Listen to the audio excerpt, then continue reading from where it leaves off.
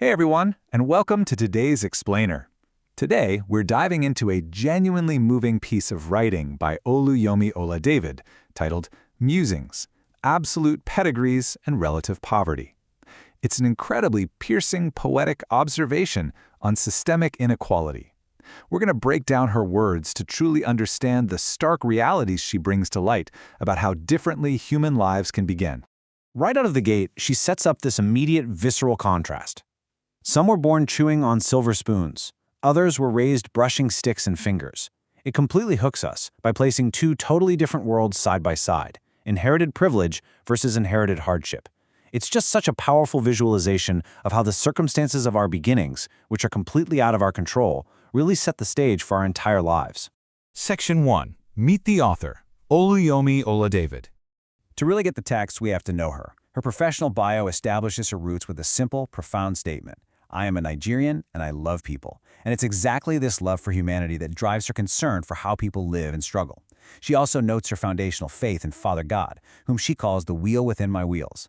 That tells us right there that her perspective on inequality is deeply moral and highly spiritual. Now, you have to understand, she isn't just writing poetry for poetry's sake. Her primary focus spans global development, generating solutions, influencing policy, and providing clarity. So when she writes about these societal divides, her ultimate goal is to shine a light on the issues to generate real-world actionable solutions. She literally wants to influence how we think and how policies are actually made. Section 2. The Two Worlds Divide.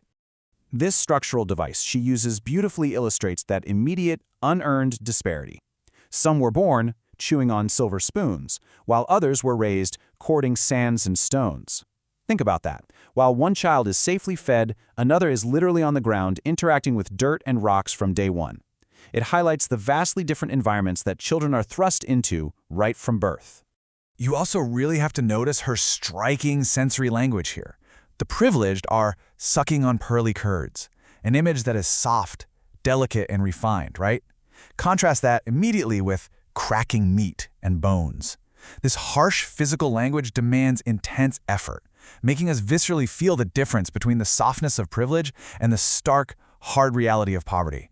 And what's fascinating is how these verses powerfully extend beyond early childhood directly into the realm of labor. Calling on waiting hands implies absolute authority and having people at your service. Opposed to that, we have running to and fro.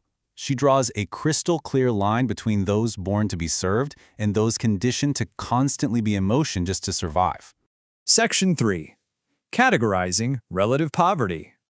So, if we step back and methodically dissect this inequality across fundamental human needs, a really stark pattern emerges.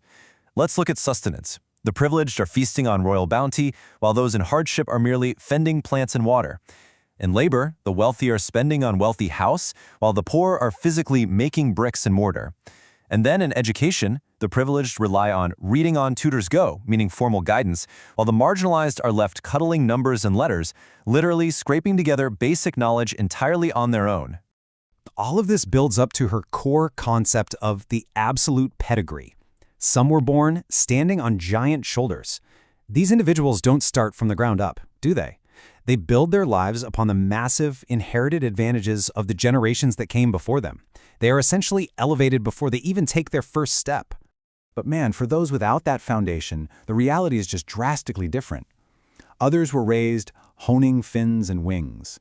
The marginalized must rely on sheer resilience and biological imperative just to navigate a difficult world. They have to grow their own fins to swim and their own wings to fly, entirely from scratch. Section 4. Seeking global transformation.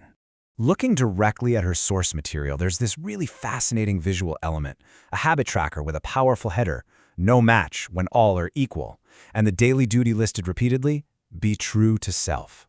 This absolutely reflects her deep belief in intrinsic self-worth. Regardless of whether you were born with a silver spoon or raised brushing sticks, she fundamentally believes in a state of ultimate equality grounded in authenticity. Now, Oluyomi explicitly tags her own writing with labels like assessment, inequality, and perspectives. By calling it an in-depth analysis, she reinforces that this isn't just a nice piece of art to look at. It is meant to be a serious, diagnostic evaluation of our society's deepest structural flaws. Which brings us to the end of our explainer today. I want to wrap up by directly challenging you with her central theme. Are our lives defined by our absolute pedigree, those unearned advantages we happen to be born into? Or are we defined by the harsh environments and struggles in which we are raised? It's a heavy, profound question, but it urges us to reflect on our own origins and, more importantly, our responsibility to help transform the world for those who are still out there, honing fins and wings. Thanks for joining me today, and I'll catch you next time.